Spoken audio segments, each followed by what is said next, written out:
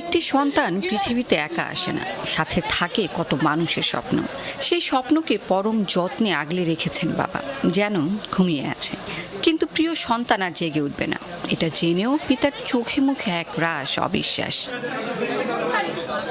এই মানুষটি প্রথমবারের মতো বাবা হয়েছেন, কিন্তু শিশুটিকে বাঁচিয়ে রাখতে পারলেন না। এমন 6 নবজাতকের আকস্মিক মৃত্যুতে মগবাজারের 8 দিন হাসপাতাল জুড়ে শোকাবহ পরিবেশ। সকালে আসবো রিলিজ নেওয়ার জন্য, কিন্তু যখন রাত্রে শুনি যে সব অসুস্থ, আমি আর্জেন্ট মোটরসাইকেল দিয়ে টান দিয়ে চলে আসছি।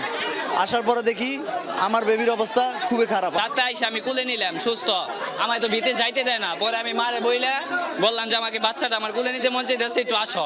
পরে আমি আইসা কুলে নিলাম, আমার সাথে আস্তে আস্তে কি সুন্দর। আমাদের এই বাচ্চা মারা গেছে, এখন এরা আমাকে মেরে ফেলছে আমাদের বাচ্চাদেরকে, ওনারা কোনো অবহেলার কারণে মারা গেছে।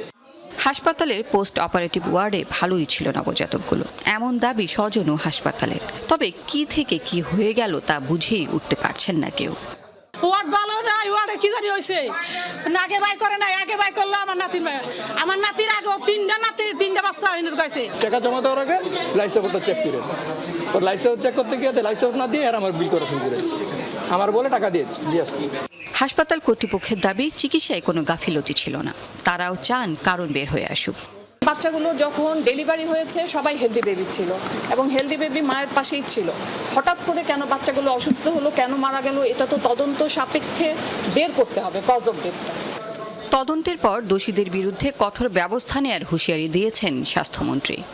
আমরা যথাযোগ্য যা প্রয়োজন, যতটুকু শাস্তির দরকার সেটা আমরা ব্যবস্থা করবো। এটা থেকে অন্যান্য জায়গায় আমরা মেসেজ আইন শৃঙ্খলা বাহিনীর বিভিন্ন সংস্থা শিশু মৃত্যুর তদন্তে কাজ শুরু করেছে বলে জানিয়েছে পুলিশ।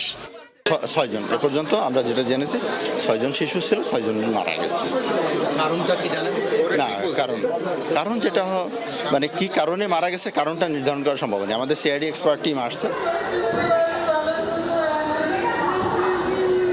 বিকেলে 6 নবজাতকের মরদেহ হস্তান্তর করা হয় স্বজনের কাছে। এসো কতটা কঠিন, সন্তান হারানোই মায়ের আহাজারির দায় কে নেবে?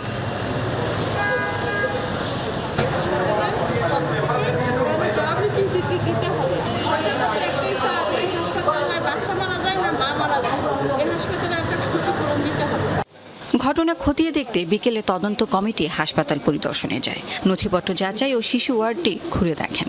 তদন্ত শেষ না হওয়া পর্যন্ত সিলগালা থাকবে হাসপাতালের নবজাতক ওয়ার্ডটি। লাভলি বিথি, যমুনা নিউজ, ঢাকা।